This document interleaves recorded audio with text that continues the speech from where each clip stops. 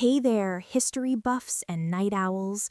Grab your coziest blanket and dim those lights, because tonight we're diving into a historical mystery that's literally carved in stone. You've seen them in countless movies and visited them in ancient ruins, those twisting, winding spiral staircases in old castles.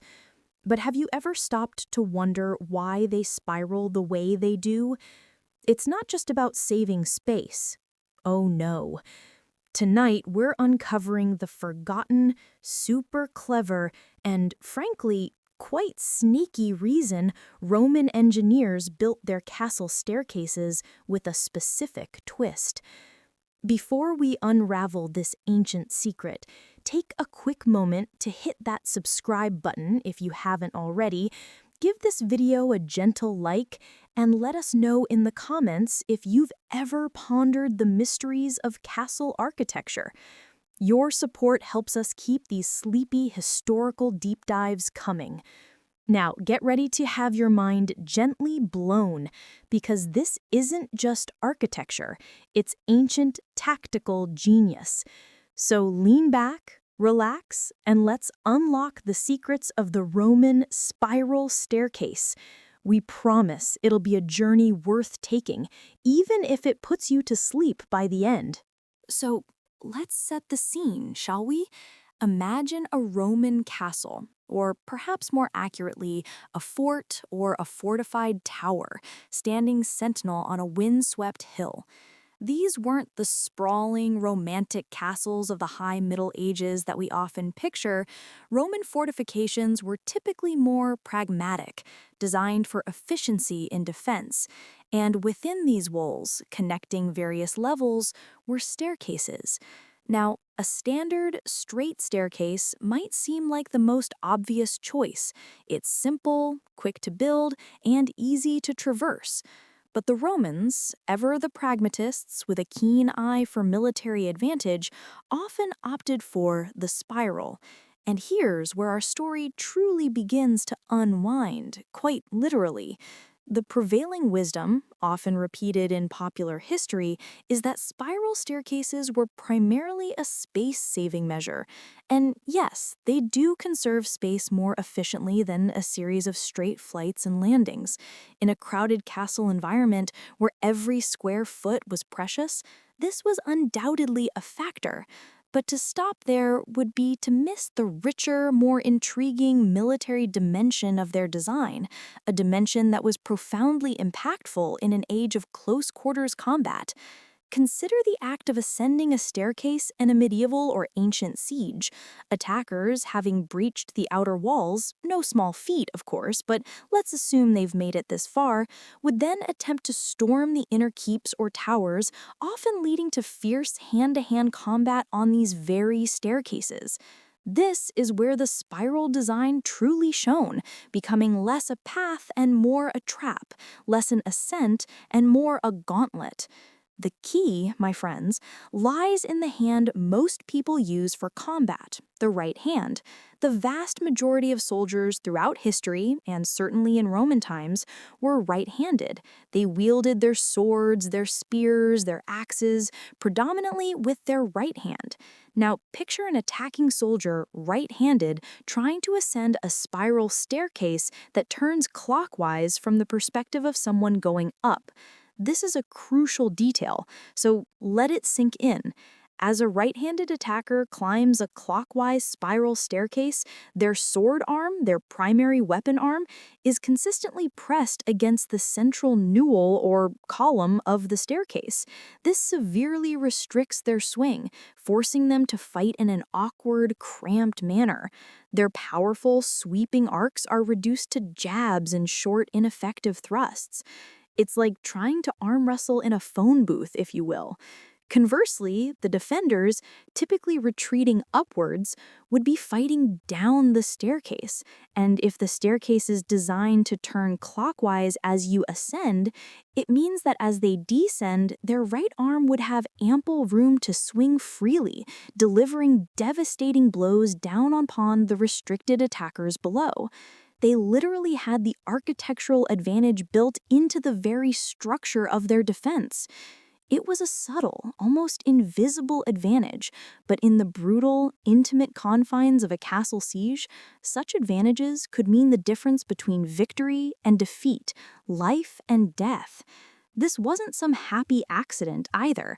The Romans were meticulous engineers and brilliant tacticians. They didn't just build, they strategized every component of their construction, especially their military architecture. They understood the psychology of combat, the mechanics of weaponry, and the physical limitations of the human body. To them, a staircase wasn't just a way to get from floor to floor. It was another defensive weapon, another obstacle for the enemy to overcome, a place where their own soldiers could gain a critical edge. We see this principle echoed in later medieval castles as well, where the spiral staircase became a staple. While the Romans perhaps weren't building the colossal, multi-story keeps of the Norman era, their fortifications, towers, and even some public buildings featured these ingenious designs. They understood the strategic implications of a well-placed spiral, and this knowledge was likely passed down, evolving over centuries, demonstrating the enduring wisdom of Roman military engineering. So, next time you see a spiral staircase, whether in an ancient ruin, a grand old building, or even a modern home, take a moment to appreciate its often overlooked history. It's more than just an elegant curve or a space saver. In the right context, it was a silent stone sentinel, designed not just to lead upwards, but to defend downwards, a testament to a forgotten tactical genius embedded in the very fabric of Roman defensive architecture. And that, my friends, is a little piece of history worth contemplating as you drift off. But wait, there's more. We've only just begun to scratch the surface of these ancient marvels. Let's not ascend too quickly, shall we? Now that we've considered the right-handed combat advantage, let's spiral a little deeper into the Roman mind regarding these twisting passages. It wasn't just about restricting a sword arm. It was about controlling the entire flow and nature of combat within the most vulnerable points of a fortified structure. The Romans, bless their strategic hearts, thought of everything. Consider the sheer psychological impact. An attacker, having fought their way through the outer defenses, exhausted and likely injured, now faces a narrow, winding ascent. The darkness, the claustrophobia, the inability to see clearly around the next bend, all of these factors played a role in demoralizing the enemy and creating an advantage for the defenders. It's like being stuck in a particularly unpleasant maze, but with swords. The restricted space of a spiral staircase also meant that attackers couldn't bring their full numbers to bear. In a wider corridor or a straight staircase, multiple attackers could advance side by side, overwhelming defenders with sheer force of numbers. But on a spiral, only one or two, at most, could engage at a time, effectively funneling the attack into a manageable choke point. This allowed a smaller group of well-positioned defenders to hold off a much larger attacking force, turning the tables on what might otherwise be a losing battle. It was a perfect example of intelligent design overcoming brute force. Furthermore, the very nature of the spiral created blind spots. As attackers ascended, each turn presented a new, unknown challenge. Defenders, familiar with their own castle, would know these turns, where the light fell, where shadows might hide an archer or a spearman. They could anticipate the enemy's movements, setting up ambushes or laying traps around each curve. Imagine trying to fight uphill, in dim light, around tight corners, never quite knowing what's coming next. It's a defender's dream and an attacker's nightmare. The steps themselves often varied in height or depth or were deliberately uneven. While perhaps not as pronounced as some later medieval examples, Roman builders were certainly capable of introducing such subtle architectural quirks. These minor inconsistencies, barely noticeable to a casual user in peacetime, would become deadly hazards in the chaos of battle. An attacker rushing up, laden with armor and weapons, could easily trip, stumble, or lose their footing on an uneven step, creating an opening for the defenders above. It's a cruel trick, but an effective one. And let's not forget the sheer difficulty of using siege equipment within such a space. Battering rams, ladders, even large shields would be cumbersome, if not impossible, to maneuver up a spiral staircase. This meant that the battle for the upper levels of a Roman fort or tower would almost invariably devolve into desperate hand-to-hand individual combat, exactly the scenario where the spiral design offered its maximum advantage. The material of the staircase itself also played a role. Roman construction, often utilizing durable stone or concrete, ensured that these staircases could withstand significant damage and abuse. They were not flimsy wooden structures, but solid, enduring pathways, built to last and to serve their defensive purpose for generations. The central newel, in particular, was often exceptionally robust, providing a strong anchor for the entire structure and making it incredibly difficult to destroy, even if parts of the outer steps were damaged. We can look at examples like Hadrian's Wall or the various Roman forts along the Limes Germanicus. While many of these structures are now ruins, archaeological reconstructions and historical accounts suggest that defensive features like spiral staircases were integral to their design. These weren't just temporary encampments, they were long-term garrisons, meant to withstand repeated attacks from various tribal groups. Every detail, from the width of the walls to the placement of the arrow slits, and, yes, the design of the internal staircases, was a product of meticulous military planning. The legacy of this Roman ingenuity, of course, extends far beyond their own empire. As we mentioned, later medieval castles adopted and refined many of these defensive principles. The clockwise spiral staircase became almost standard, a testament to the enduring effectiveness of the design. It's a prime example of how military innovation, once discovered, can persist and influence architecture for centuries, even if the original, specific tactical reasons become somewhat blurred over time.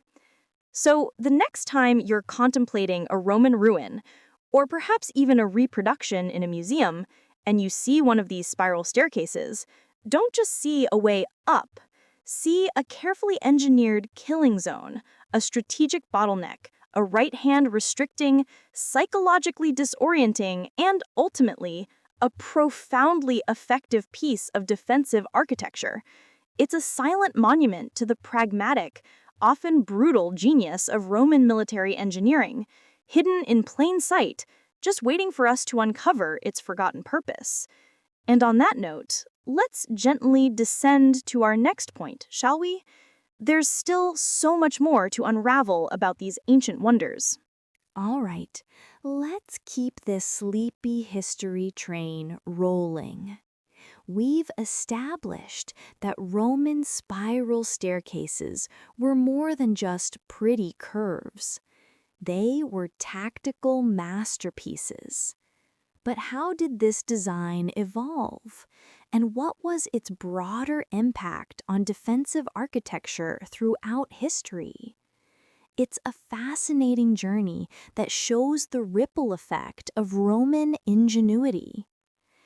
While the Romans certainly popularized and refined the use of spiral staircases in a military context, they weren't necessarily the absolute first to conceive of a helical structure. Ancient Minoan palaces, for instance, had spiral staircases, though likely for aesthetic and functional purposes rather than overt military defense.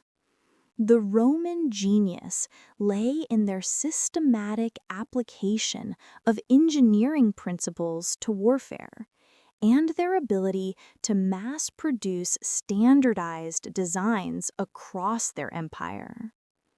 The Roman military was a professional, highly organized force, and its engineers, the architecti, were integral to its success. They weren't just skilled builders. They were military strategists who understood the importance of integrating defensive features into every structure. When a new fort was planned, the design wasn't left to chance. It was carefully thought out, drawing upon centuries of military experience and established best practices. The spiral staircase, in its defensive iteration, was one such best practice. Consider the Roman approach to logistics and standardization. When they built a fort in Britannia, they used similar principles and designs as they would in Dacia or North Africa. This consistency meant that their soldiers were familiar with the defensive advantages of their own structures, regardless of where they were stationed. They knew how to fight from these staircases, how to exploit their design, and how to defend them effectively. This institutional knowledge was a significant force multiplier. As the Roman Empire eventually declined and fragmented, its architectural and engineering knowledge didn't simply vanish. It was preserved, adapted, and reinterpreted by subsequent cultures.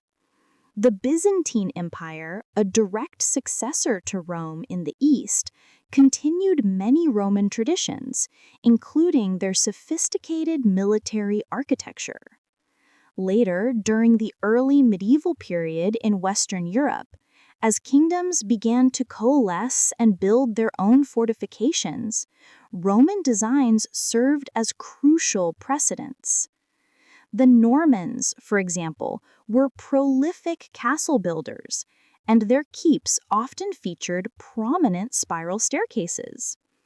While some historians argue that the specific clockwise orientation for right-handed advantage might have become more formalized later in the medieval period, the Roman precedent for using spiral staircases in a defensive, restrictive manner is clear. It's a testament to the lasting power of a good idea, particularly one that saves lives or at least makes taking enemy lives easier. Think about the gradual changes in warfare itself. As armor became heavier and weaponry more specialized, the close quarters combat on staircases remained a constant. A spiral staircase continued to be an effective bottleneck, a place where a few determined defenders could make a stand against many. The basic principles of restricted movement, limited visibility, and the right-hand advantage continued to apply, regardless of whether the attackers were Roman lorica segmentata or medieval chainmail. Even beyond outright military fortifications, the influence seeped into other types of defensive structures. Walled cities, monasteries, and even some grand residences would incorporate elements of defensive architecture, including spiral staircases, into their design. It became a recognized feature, almost an archetype, of a secure and defensible building. The forgotten aspect of this story isn't that spiral staircases existed, but their precise tactical purpose in Roman times is often overlooked in favor of more general explanations. It's easy to see a spiral staircase and think space-saving or elegant. It takes a deeper dive into military history to appreciate the subtle yet deadly ingenuity behind its Roman application. It's a reminder that history isn't just about grand narratives and famous battles. It's also about the intricate details, the quiet innovations, and the brilliant minds who designed the very spaces in which those battles were fought. So, as we meander through this sleepy landscape of historical architecture, let's appreciate the Romans not just for their roads and aqueducts, but for the clever ways they twisted their staircases, turning a simple functional element into a formidable defensive weapon. It's a subtle nod to their enduring legacy, one carved in stone and spiraling upwards through the ages. And with that thought, perhaps we can gently transition to considering some specific examples to truly ground this idea in tangible history. Ready to keep floating? Good. All right, friends. Let's bring our abstract ideas about Roman ingenuity down to earth, or rather, to solid stone. We've talked about the theory. Now let's touch upon some potential real-world examples, or at least the types of places where this defensive spiral would have been paramount. Keep in mind, perfectly preserved Roman castles with intact, unmolested spiral staircases are a bit of a rarity, given the ravages of time and subsequent rebuilds. However, the principles are evident in what remains. Consider the various Roman watchtowers and fortlets along the frontiers of the empire. These were not grand castles, but smaller, vital outposts designed to detect and deter incursions. A lone tower, perhaps garrisoned by a handful of soldiers, needed every defensive advantage it could get. A spiral staircase within such a tower would have been absolutely critical. Imagine a small detachment of Roman soldiers retreating up such a staircase, holding off a larger raiding party below. The choke point, the right arm restriction, it all comes into play with immense significance here.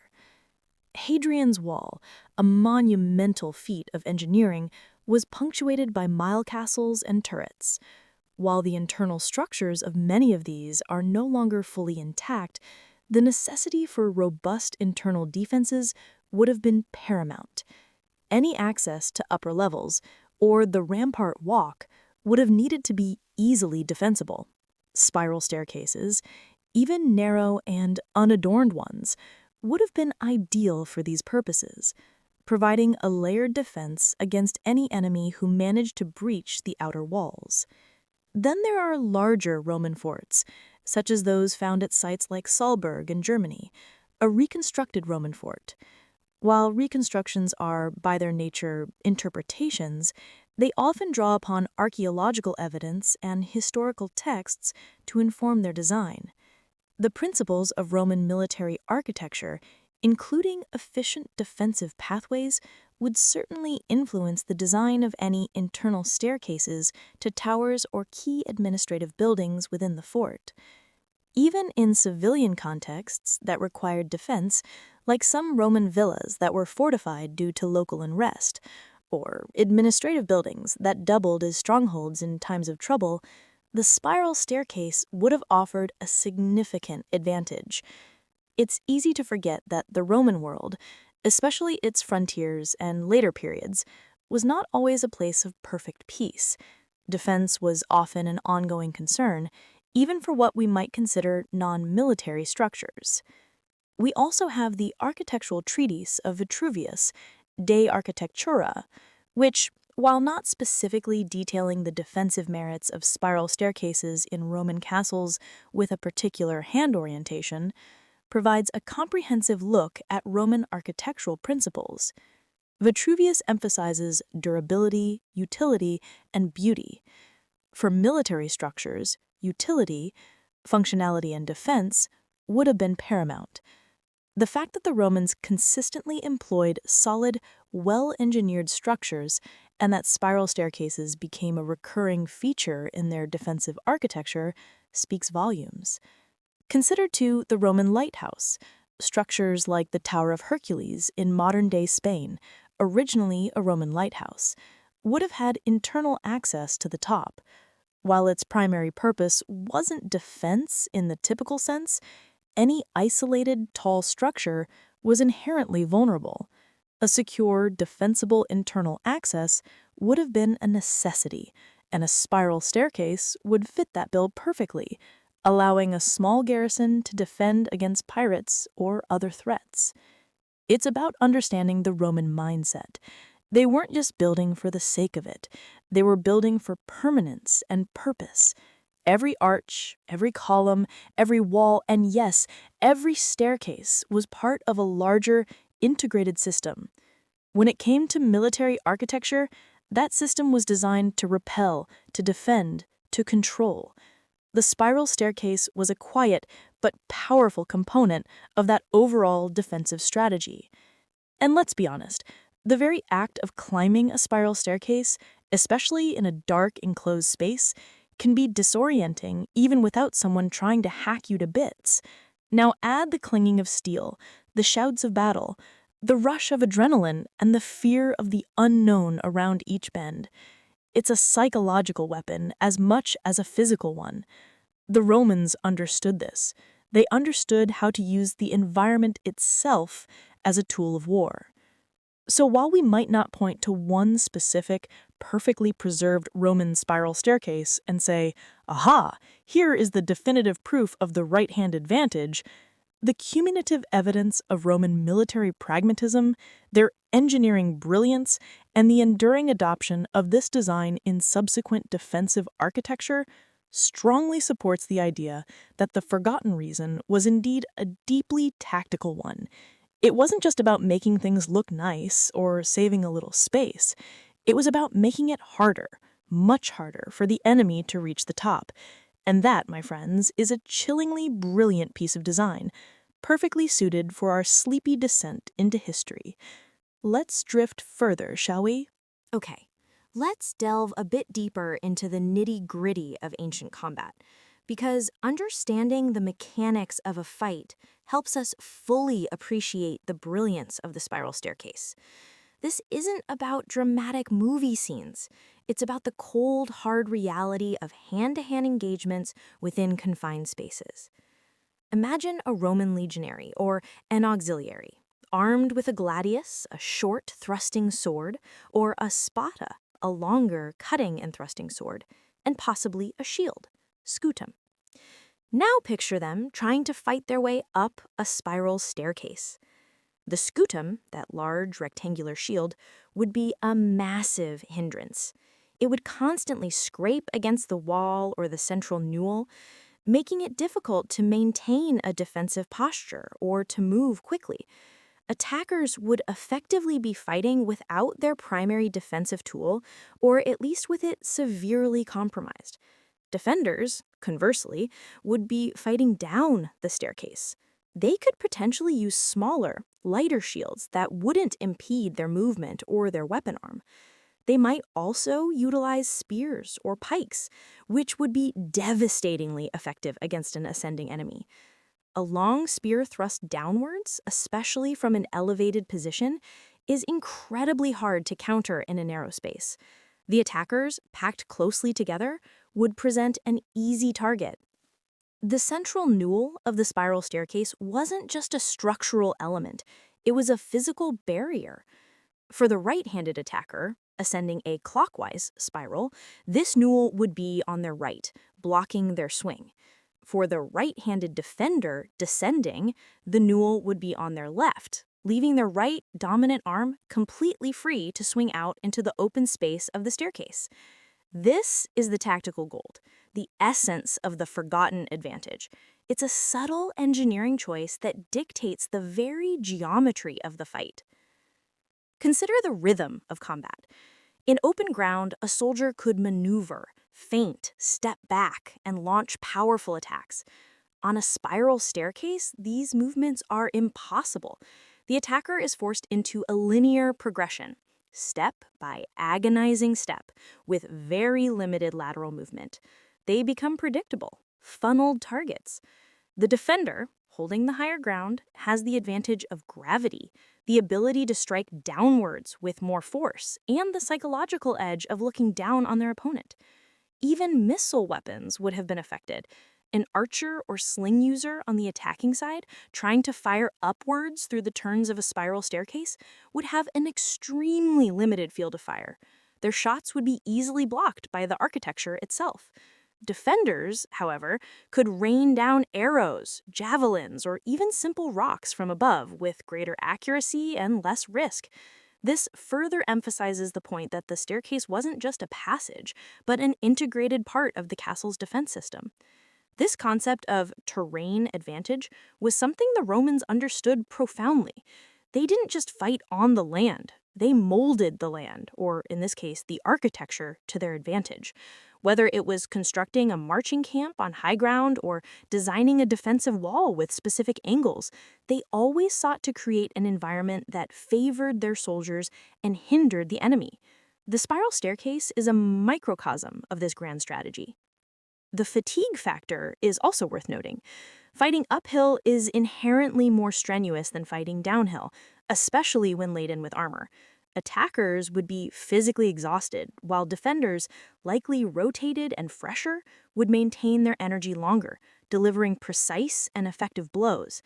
This cumulative effect of physical and psychological disadvantages would grind down even the most determined attacking force. Furthermore, the lighting in these internal spaces would often be poor. Roman castles typically didn't have large windows on lower levels for obvious defensive reasons. Light would primarily come from the entrance or small arrow slits. This dim, flickering light, combined with the shadows cast by the spiraling walls, would exacerbate the disorientation for attackers and make it even harder for them to perceive threats or navigate effectively. Defenders, operating in their familiar environment, would be less affected. So when we talk about the forgotten reason, it's not just a single, isolated factor. It's a confluence of architectural choices, combat mechanics, and psychological warfare, all woven into the very fabric of the spiral staircase. It transformed a simple functional element into a sophisticated instrument of defense, a silent stone guardian standing ready to repel any who dared to ascend. It truly was a marvel of applied military engineering, even if its most subtle genius is often lost to modern eyes. Let's drift onward and consider the longer legacy of this ingenious design. All right, historical wanderers, let's continue our gentle exploration. We've thoroughly established the tactical brilliance of the Roman spiral staircase. But here's an interesting thought. Ideas, especially good ones, rarely die. They evolve, they adapt, and they resurface. The Roman spiral staircase design is a prime example of this enduring legacy. As the Roman Empire faded in the West, the knowledge of its engineers didn't vanish entirely. It was a period of decline and upheaval, certainly, but practical innovations, particularly those related to defense, often lingered in the collective memory and practices of subsequent generations.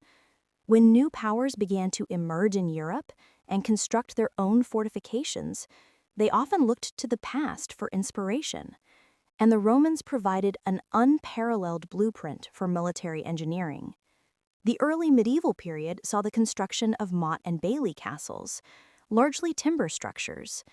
But as the centuries progressed, especially from the Norman conquest onwards, stone castles began to dominate the landscape.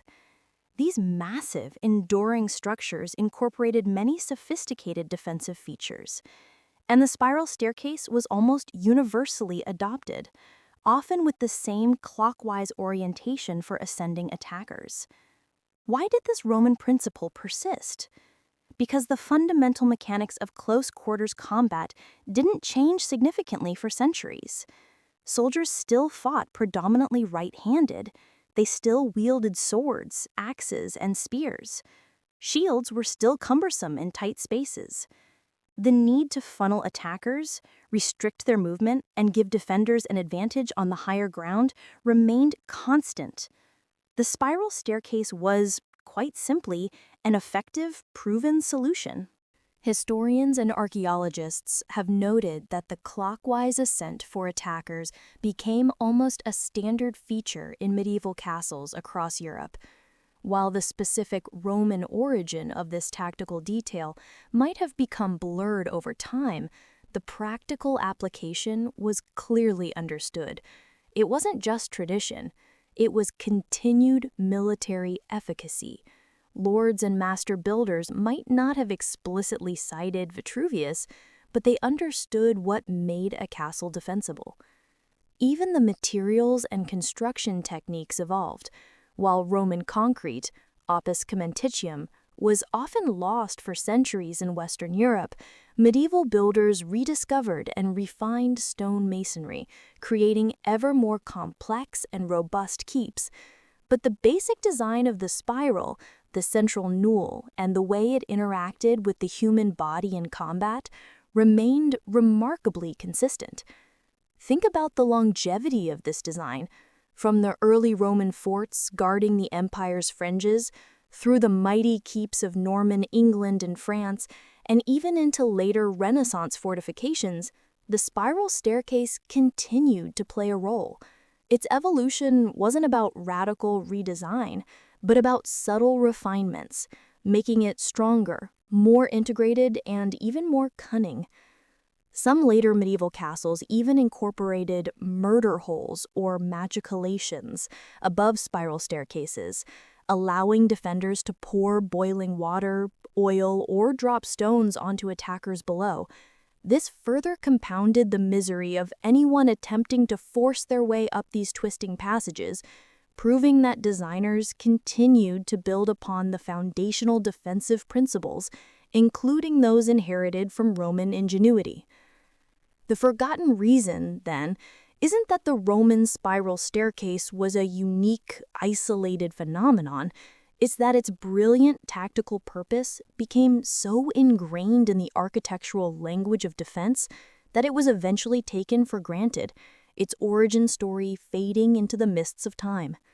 It became simply the way things were done in a castle, without necessarily remembering the specific combat mechanics that first inspired its precise orientation and design.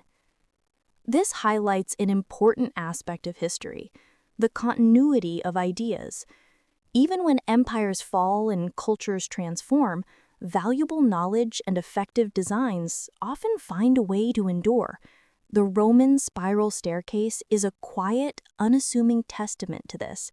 It's a stone whisper from the past, reminding us that even the most mundane architectural features can harbor a rich and fascinating military history. So as we approach the final turn of our historical staircase tonight, let's reflect on how these silent structures continue to tell us stories of human conflict and ingenuity. All right, dear listeners, let's make one last gentle ascent, or perhaps a slow drift, through the final twists of our topic.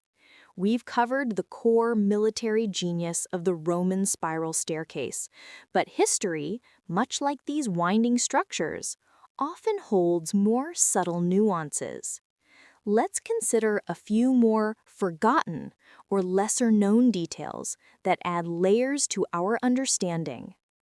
One subtle detail often overlooked is the lighting within these staircases. As mentioned, castles generally had minimal windows on lower levels. Light, therefore, would be dim, perhaps relying on torches or small arrow slits. For attackers unfamiliar with the castle, this low light, combined with the disorienting turns of the spiral, would have been a significant psychological and practical hindrance. Defenders, knowing every step, every shadow, would have had a distinct advantage, operating in familiar semi-darkness. It's a bit like trying to navigate a new house in the dark versus your own home. Another point is the height and pitch of the steps. While Roman engineering was generally standardized, local variations and specific defensive needs could lead to subtle differences. Some steps might have been deliberately made slightly irregular, or the pitch steeper than comfortable, to induce fatigue or cause stumbles for an attacker. In the chaos of battle, even a slight misstep could be fatal. These weren't grand, sweeping staircases for ceremonial procession. They were functional, defensive tools. Consider also the potential for portcullises or murder holes at the top or even midway points of these staircases. While more common in later medieval castles, the Roman use of internal gates and traps was well documented. A spiral staircase could lead directly into a small, defensible chamber from which defenders could control access to the next level, perhaps even dropping heavy objects or firing down through openings in the ceiling onto those below. The staircase itself, therefore, was often just one component of a multi-layered defensive system. The Roman fascination with vaulted construction also played a role. Many Roman spiral staircases, especially in larger structures, were built using sophisticated vaulting techniques, making them incredibly strong and resistant to collapse. This meant that even if parts of the castle were damaged by siege engines, the internal staircases, leading to vital upper defenses, would remain intact and functional, allowing defenders to continue their fight. This robustness was key to their longevity and effectiveness. Furthermore, the forgotten reason connects to the broader Roman military doctrine of defense in depth. No single wall or single staircase was meant to be the sole point of defense. Instead, Roman fortifications were designed with multiple layers of obstacles, each intended to slow, channel, and weaken the enemy before they reached the heart of the structure. The spiral staircase was a crucial internal element in this defensive strategy, ensuring that even if the outer perimeter was breached, the inner strongholds would remain formidable. And finally, let's circle back to the forgotten aspect. In modern times, when we encounter historical structures, we often view them through a lens of tourism or aesthetic appreciation. We marvel at the architecture, the history, the sheer scale. But it's easy to detach these structures from their original, often brutal, context. A spiral staircase might seem quaint or picturesque, but to a Roman soldier or an attacking barbarian, it was a place of deadly struggle, a carefully designed bottleneck where lives were won and lost. So, the next time you encounter a spiral staircase, particularly in an older building, take a moment to imagine the ghosts of Roman engineers and soldiers. Picture the clanging of steel, the desperate struggle, and the subtle, yet profound advantage bestowed by its ingenious design. It's a silent testament to a forgotten era, a whisper from the past about human ingenuity in the face of conflict. And that, my friends, is something worth remembering when you next ascend a spiral staircase. It's a journey not just upwards, but back through the depths of time. And with that, our historical journey for tonight gently draws to a close. May your dreams be filled with fascinating forgotten histories and peaceful, winding paths. Good night.